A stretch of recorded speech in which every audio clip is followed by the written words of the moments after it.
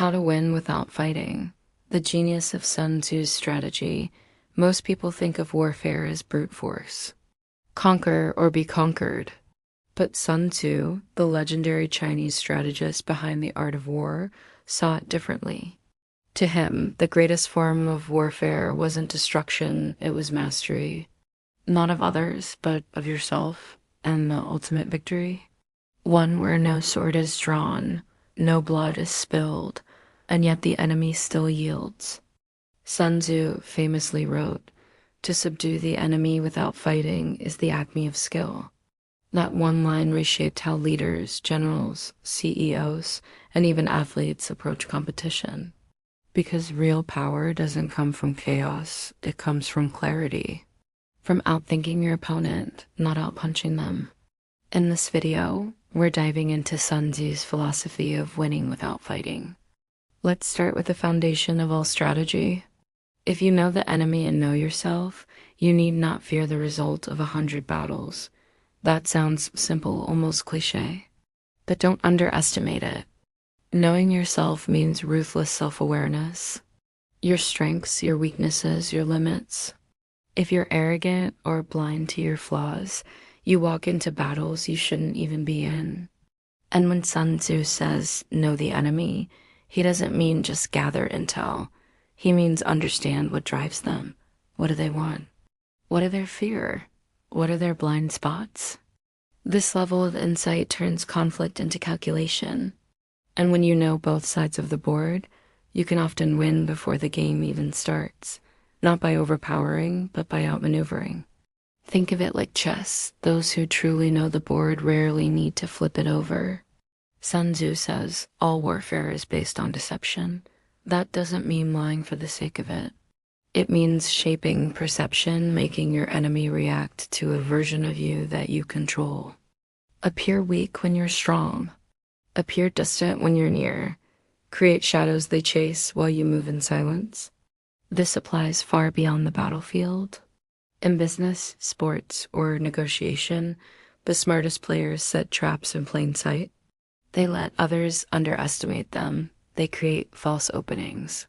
And when the moment is right, they strike clean, efficient, decisive. You've already won. But Sun Tzu says no real strength is knowing where not to fight. You don't need to throw the first punch. In fact, the moment you force someone to play your game instead of theirs, most people charge at the strongest part of their opponent's defense. They think courage means facing danger head-on. Because they don't fight where the enemy is ready, they fight where they're vulnerable. It's not about playing fair. It's about playing smart. Convince your rival not to compete. Disarm them with diplomacy. Turn enemies into allies. Or structure your position so advantage flows to you without friction. In other words, don't meet force with force. Outsmart it. Find the unguarded flank, the overlooked detail, the structural weakness, and apply just enough pressure to make the entire thing collapse. This means preparation beats improvisation. Fill empty space. Just as water retains no constant shape, so in warfare there are no constant conditions. Most people panic when plans fall apart, but a true strategist bends with the storm and comes back stronger. Rigidity is brittle. Flexibility wins the long game. Study the environment. Anticipate resistance. Build leverage. You don't need to do more. You need to act at the right moment. Strike too early, you waste your shot. It's strategic. You're not waiting for something to happen. You're waiting until you make it happen. One precise move beats a dozen reckless ones. Morale. If your goal is unclear, don't act. There's no shame in retreating from a trap. In fact, that's exactly what a master does. Fear. True power is knowing when not to act and having the discipline to follow through. Make your opponent doubt themselves, but it's powerful. The quiet, calculating person often holds more control than the loudest in the room. Don't seek credit, seek control. Real battles are often invisible. And real victory is when the other side doesn't even realize they've lost until it is too late. Create positions so strong that others fold before the fight even starts. When you act with overwhelming force and stunning precision. This means never broadcasting your next move. Let others wonder. Let them prepare for the wrong thing. Question their strategy, feel isolated or overwhelmed. If you win the mental game, the physical one barely matters. Too late, that applies to high-stakes negotiations, competitive industries, even everyday conflict. Confidence, clarity, and control of perception can be more powerful than any argument, and the window is gone. When the opening appears, act swiftly. Sometimes the wisest move is no move. He warns, there are roads not to be followed, armies not to be attacked, fortresses not to be besieged, but never rely on luck. Sun Tzu wasn't gambling, he was engineering inevitability. He teaches, avoid what is strong, attack what is weak. This is why guerrilla fighters beat empires, why underdogs win championships. Why lean startups destroy giant corporations? Why? Because conflict costs. It drains resources, time, morale, and reputation, even when you win.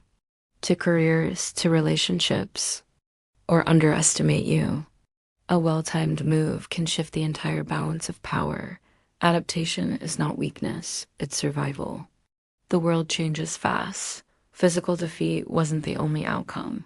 The real goal was to destroy your opponent's will to resist. Break their spirit, and the war ends before it begins. The one who adapts faster wins. Sun Tzu's most radical idea, and the hardest to follow, is that the true master wins without a fight. If you can achieve your goal without confrontation, that's the highest form of strategy. In life, it might mean resolving tension before it escalates. Why? Because they made it clear submitting was the better option. That kind of power doesn't come from intimidation. It comes from preparation, patience, and positioning. The point is, when others see that fighting you would hurt them more than help them, they back off on their own.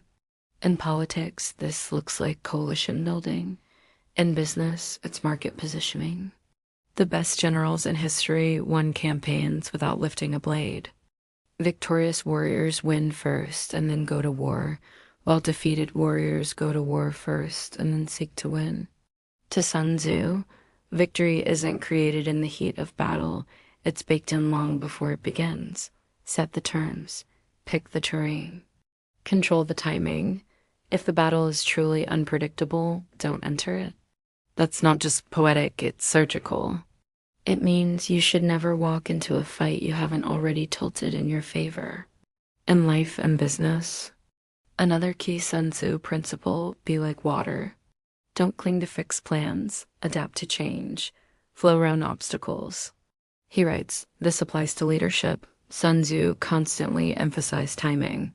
He said, the opportunity of defeating the enemy is provided by the enemy himself.